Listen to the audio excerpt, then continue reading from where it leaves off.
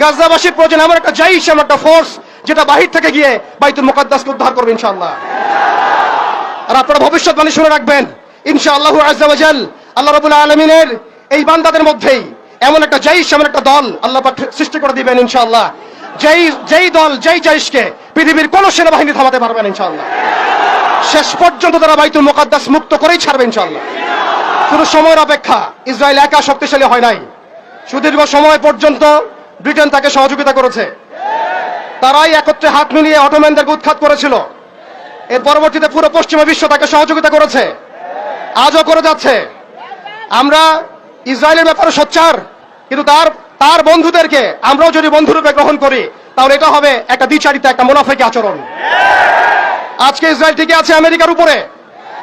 আমরা সুস্পষ্ট বলতে চাই, এই সাপের মাথা ইসরায়েল নয়, এই সাপের মাথা, মূল মাথা হচ্ছে আমেরিকা।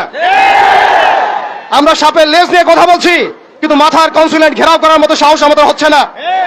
তাদের প্রতিনিধিকে ডেকে এনে জিজ্ঞাসাবাদ করার মতো সাহস আমাদের হচ্ছে না। আমরা ইসরায়েল নিয়ে তৎপর, কিন্তু আমেরিকার যে আগ্রাসী ভূমিকা, কে ইসরায়েলকে অর্থ দিয়েছে? কে ইসরায়েলকে অর্থ দিয়েছে, বোম দিয়েছে?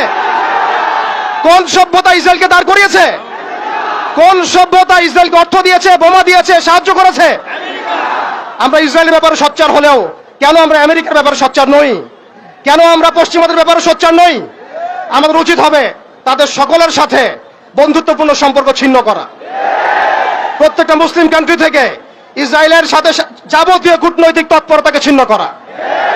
শুধু তাই নয়, আরেকটা বিষয় আছে, আমরা মৌলিক ইসরায়েল সম্পর্কে সচেতন। আমাদের বাড়ির পাশে নতুন একটা ইসরায়েলের জন্ম হয়েছে, এই ব্যাপারে আমরা সচেতন নই। আমরা দেখলাম তারাবির নামাজে মসজিদ ভাঙা হলো, হোলি উৎসবের নামে মুসলিমদেরকে নির্মমভাবে রাস্তার মধ্যে পেটানো হয়েছে। তারা একটা অনিবার্য যুদ্ধ আমাদের উপর চাপিয়ে দেওয়ার চেষ্টা করছে। আমরা যতই ভালো মানুষ হতে চেষ্টা করি না কেন, আমরা এই কনফ্লিক্ট এড়াতে পারবো না। ইতিহাস আপনারা পরে দেখবেন আমরা এড়াতে পারি নাই।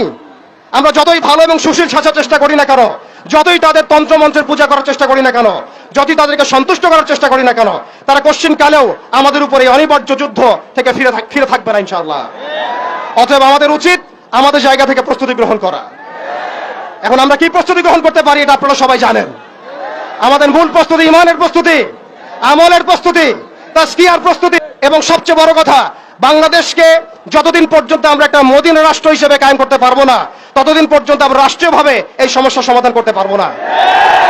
একজন ব্যক্তি কখনো রাষ্ট্রের বিরুদ্ধে যুদ্ধ করতে পারে না, একজন ব্যক্তি কখনো রাষ্ট্রের বিরুদ্ধে যুদ্ধ করতে পারে না। কিন্তু বাংলাদেশ যদি একটা ইসলামী রাষ্ট্র হয়, পরিপূর্ণ ইসলামী রাষ্ট্র ব্যবস্থা দিকে আমরা যেতে পারি, ইনশাআল্লাহ আমরা আন্তর্জাতিক মহলে চাপ সৃষ্টি করতে পারবো। শুধু তাই নয়, আমাদের IMF এর বিপক্ষে আমাদের ইকোনমিক সিস্টেম দাঁড় করাতে হবে, ওয়ার্ল্ড ব্যাংকের এগেইনস্টে আমাদের ব্যাংকিং সিস্টেম দাঁড় করাতে হবে। ওদের ইউনাইটেড নেশনস ফেল করেছে, ওদের মানবতা সংগঠনগুলো ফেল করেছে, এগুলোর এগেইনস্টে আমাদের ঐক্যবদ্ধ প্ল্যাটফর্ম নিয়ে আসতে হবে। এজন্য অবশ্যই আমাদেরকে একটা ইসলামিক রাষ্ট্রের দিকে যেতে হবে। প্রিয় ভাইয়েরা, এখন কথা বলার সময় নয়, কাজ করার সময়। আমাদের, শেষ করছি আমি, আমাদের চোখের পানি তাদের কোনো প্রয়োজন নাই, আমাদের মায়া কান্নার গাজাবাসীর কোনো প্রয়োজন নাই। গাজাবাসীর প্রয়োজন অর্থনৈতিক সাপোর্ট, গাজাবাসীর প্রয়োজন সামরিক সাপোর্ট, গাজাবাসীর প্রয়োজন এমন একটা জাইশ, এমন একটা ফোর্স যেটা বাহির থেকে গিয়ে বাইতুল মুকাদ্দাসকে উদ্ধার করবে ইনশাআল্লাহ। আর আপনারা ভবিষ্যৎবাণী শুনে রাখবেন, ইনশাআল্লাহু আযজা ওয়া জাল আল্লাহ রাব্বুল আলামিনের এই বান্দাদের মধ্যেই এমন একটা জাইশ, এমন একটা দল আল্লাহ পাক সৃষ্টি করে দিবেন ইনশাআল্লাহ। যেই দল, যেই জাইশকে পৃথিবীর কোন সেনাবাহিনী থামাতে পারবে না ইনশাআল্লাহ। শেষ পর্যন্ত তারা বাইতুল মুকাদ্দাস মুক্ত করেই ছাড়বে ইনশাআল্লাহ। শুধু সময়ের অপেক্ষা। তারা আমাদেরকে অপশন দিয়েছে, হয় আমাদের দাস হও না হলে মরো। শেষ কথা, তারা আমাদেরকে অপশন দিয়ে দিয়েছে, হয় আমরা তাদের দাসত্ব করবো না হলে মরবো। আমরাও বলে দিচ্ছি, আমরা দাসত্ব করব না, আমরা হয় শহীদ হব অথবা স্বাধীনতা ছিনিয়ে নিয়ে আসবো ইনশাআল্লাহ। হয় আমরা শহীদ হব, না হলে স্বাধীনতা ছিনিয়ে নিয়ে আসবো ইনশাআল্লাহ।